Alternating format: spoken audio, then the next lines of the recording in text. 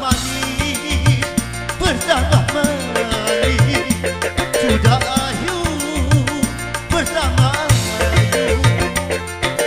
Lahir lalat yang melekat merupakan perhiasan di wajahmu.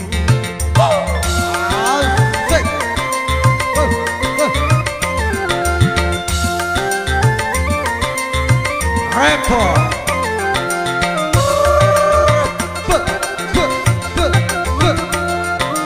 Memang banyak gadis yang memiliki tahi lalat yang melekat di pipi. Dari itu belum terkonsentrasi dengan wajah orang itu sendiri. Bukan aku merayu, bukan aku memuji.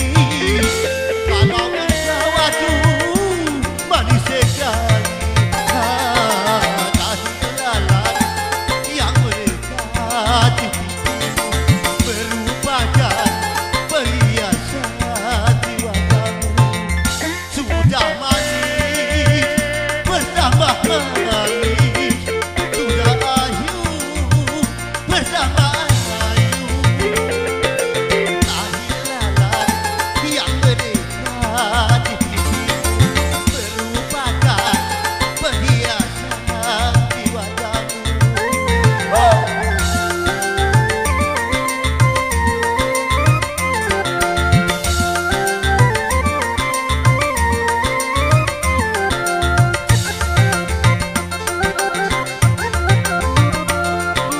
Memang banyak gadis yang memiliki tahi lalat yang melekat di pipi.